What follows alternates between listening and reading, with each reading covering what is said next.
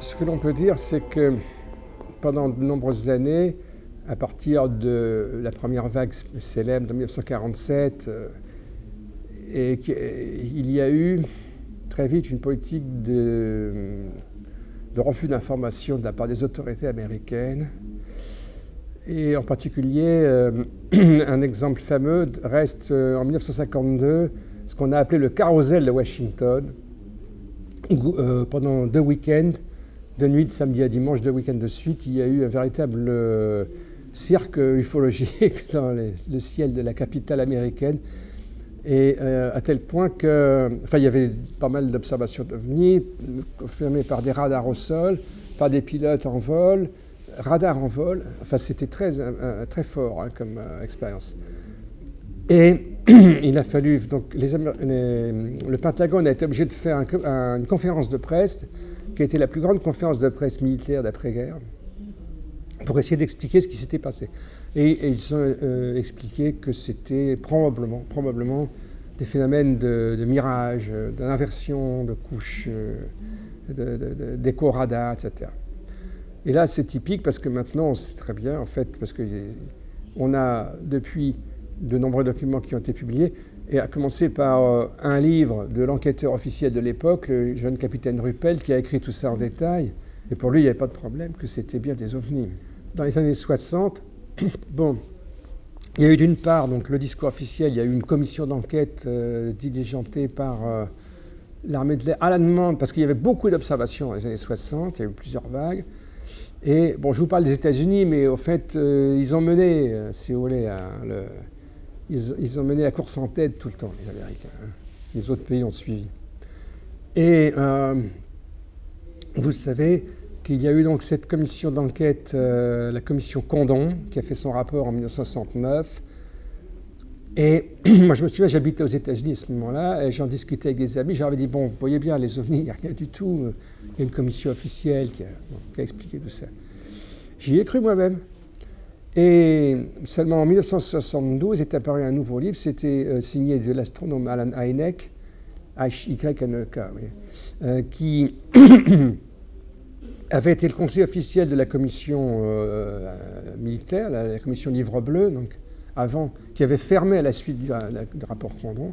Et lui, il s'est rebiffé, il a fait son livre à lui pour dire j'ai enquêté pendant 20 ans, au début j'y croyais pas du tout, mais maintenant j'y crois, oui, il y a des ovnis. Moi, quand j'ai vu ça, ça a été traduit l'année suivante en France par les éditions Belfond. Et là, ça a fait tilt dans ma tête. Je me suis dit, oh là là, attention, là, il y a un changement complet, à mon avis, de la situation. C'est que c'est l'ancien astronome qui avait une sale réputation chez les ufologues. Il avait la réputation de quelqu'un qui démolissait toutes les observations d'OVNI. C'était ce gars-là, tout d'un coup, qui disait, mais non, moi, j'ai vraiment étudié ça à fond, et maintenant, je vous dis que oui, il y a des ovnis. Oui.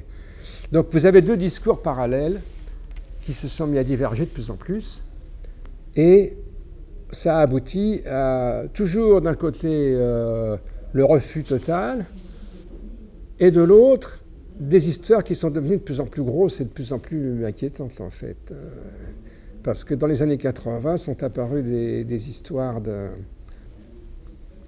contacts secrets, sur la base de Holoman, par exemple, en 1962-64, et puis d'accords secrets. Alors là, c'est là on est entré dans la frange lunatique, comme on dit, où il y avait des rumeurs inquiétantes. Mais on peut se demander s'il n'y a pas aussi de la désinformation amplifiante là-dedans, comme selon l'expression du rapport français du Cometa, en 1999, on va y arriver, qui consiste à cacher des secrets importants, mais en racontant des histoires, en multipliant par 3 ou 4 ou 10 les rumeurs pour les rendre absurdes. Ça, c'est la désinformation amplifiante. Vous croyez qu'il y a eu un crash d'OVNI, mais non, il y en a eu 50. Voici la liste. Il y a la liste sur Internet. Ouais. Parce qu'il y a des gens qui sont très très friands de ce genre qui collectionnent ça comme on collectionne des papillons. Ils sont très contents quand ils ont trouvé une nouvelle rumeur. Ils se précipitent pour la brandir sur Internet. Il y a des spécialistes de ce genre, ou dans leurs bouquins aussi. Moi, j'ai essayé d'éviter ça quand même. Si vous voudriez bien me l'accorder, j'ai essayé de raconter tout cela, mais en ne prenant pas tout forcément pour argent comptant. Dans les années 70, la loi sur la liberté de l'information qui a été votée a obligé les services américains à publier de plus en plus de documents, bon, parfois avec beaucoup de réticence, comme la CIA, mais enfin, ils ont fini par publier des documents, et on en a des dizaines de milliers de pages aujourd'hui. Et ces documents-là confirment de manière indubitable que les Américains, pour ne citer qu'eux, mais il y a d'autres, il y a des évolutions parallèles ailleurs, comme au Brésil aujourd'hui, par exemple.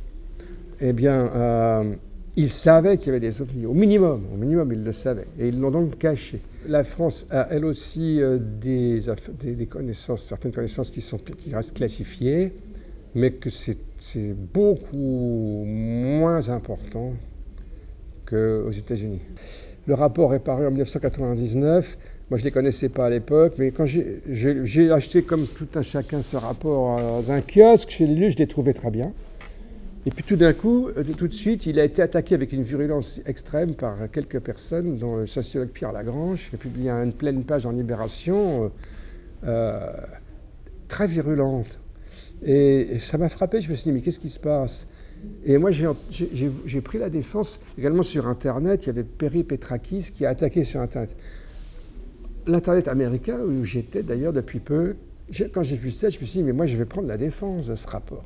Et j'ai proposé, par le canal du journaliste qui avait fait l'édition, Bernard Touanel, j'ai proposé un résumé en anglais, puisque j'étais bon en anglais, j'en ai profité. Il faut faire feu de tout bois avec les cartes qu'on a. Et j'ai fait un bon résumé en anglais qu'ils ont approuvé, moyennant quelques corrections. Et je l'ai balancé sur Internet. Il a été reproduit partout. Il a fait le tour du monde, ce résumé. Et ça a eu beaucoup de succès, ça a beaucoup impressionné, parce que c'était la première fois dans le monde qu'un groupe de gens d'aussi haut niveau, civils et militaires, affirmaient, qu'est-ce qu'ils affirment? L'existence des ovnis, qu'ils sont probablement extraterrestres, et qu'il y a une politique du secret qui pose un problème aux États-Unis. Ça, c'était les trois points principaux. Enfin, le quatrième, si on veut, c'était qu'ils ont voulu relancer la recherche ufologique qui était un peu au point mort en France, avec un petit service qui avait fait du bon travail au début des années 80, mais peut-être trop bon travail d'ailleurs, et qui avait été un petit peu freiné et mis en veilleuse. Hein. Et donc, leur idée, c'était de promouvoir une relance de la recherche ufologique en France. Par la suite, j'ai fait leur connaissance un petit peu, et ils m'ont dit, c'était presque un cri d'alarme ce rapport, pour dire, attendez, qu'est-ce qu'on fabrique en France? On ne fait rien. Les Américains savent beaucoup de choses, il faut qu'on s'en occupe, il faut qu'on se secoue un peu les puces. Donc ce n'est pas du tout de la désinformation, ce n'est pas de la manipulation. Par contre, les gens qui ont attaqué avec une extrême virulence ce rapport, là on peut, oui, peut-être se poser la question sur le rôle qu'ils jouent, ces gens-là. Je ne vois pas tellement d'affaires exceptionnelles en France. Si, il y en a une quand même qui est assez belle, c'est celle du commandant Duboc, par exemple, qui était à bord, qui était pilote. Chef pilote à bord d'un avion d'Air France qui passait aux environs de Coulommiers, là, qui venait de Nice, à 10 000 mètres d'altitude, et ils ont vu, lui, sa copilote et le steward, et ça a été confirmé par radar, ils ont vu un énorme ovni au-dessus de Paris. Bon, les Parisiens n'ont rien vu parce qu'il y avait une couche de nuages, mais eux, ils étaient au-dessus. Et ils ont vu ça. Et puis, ce qui est très intéressant, c'est que cet ovni, une énorme galette un petit peu lumineuse, est apparue, et puis a disparu au bout de 30 secondes. Mais ils ont reconstitué tout cela, et il apparaît que, en fait, l'enregistrement radar a continué à voir l'OVNI, alors qu'eux ne le voyaient plus. Ça, c'est très curieux. Oui. Et ça amène aussi toute une réflexion sur les capacités de ces OVNI à apparaître, disparaître, peut-être à enlever les gens. C'est Bud Hopkins qui est en train d'en parler en ce moment même dans la salle d'à côté, parce que je connais sa conférence, parce qu'il a fait la même il y a 8 jours en Italie. Et il donne un cas tout à fait remarquable, et il parle de plusieurs cas d'ailleurs dans son livre qui s'appelle Sight Unseen, donc voir vision invisible, si c'est un petit peu un jeu de mots, des cas d'enlèvement où on ne voit pas l'OVNI et où on ne voit pas les aliens, si vous voulez, mais il y a bel et bien un enlèvement qui a eu lieu. Moi, je vous avoue que je penche toujours quand même pour l'hypothèse d'êtres extraterrestres, d'origine donc extérieurs à notre planète et même au système solaire, puisqu'on sait que nous sommes la seule planète habitable. Donc ils viennent d'ailleurs. Alors ça pose des problèmes terribles parce qu'il y a les voyages interstellaires, on ne sait pas comment faire. Mais vous savez qu'en physique fondamentale, aujourd'hui, ça bouillonne d'idées. Et hier, l'EUS a présenté un jeune physicien que je connais qui planche sur une théorie. Bon, il y en a d'autres, comme les supercordes, etc., et qui ouvrent des perspectives extraordinaires pour transcender cet obstacle de la vitesse de la lumière. Donc en fait, ce que l'on peut dire aujourd'hui, c'est ce qu'on n'a pas le droit de dire, c'est que c'est impossible. On n'a pas le droit de dire que c'est impossible parce qu'en réalité, on n'en sait rien. Il y a des perspectives qu'on commence à deviner, peut-être, de possibilités de voyager, de faire des voyages interstellaires avec une durée acceptable.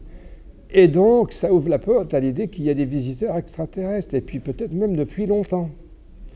Et puis, comme rien n'est simple sur Terre, je ne vois pas pourquoi ça serait simple dans l'espace, il est probable qu'à partir de là, que s'il y a beaucoup de civilisations, c'est une situation très très complexe, avec peut-être même des conflits, enfin peut-être pas aussi violents et extravagants que dans les séries télévisées, mais il y a peut-être des situations complexes et conflictuelles, donc, et qui peut-être se reflètent dans nos mythes, dans nos traditions, dans nos croyances religieuses. Après tout, toutes les religions parlent des anges et des démons, du combat entre les anges et les démons, etc. Peut-être que ça reflète certaines réalités qui ne sont pas forcément toutes surnaturelles. Il y a peut-être des choses tout à fait concrètes derrière tout ça.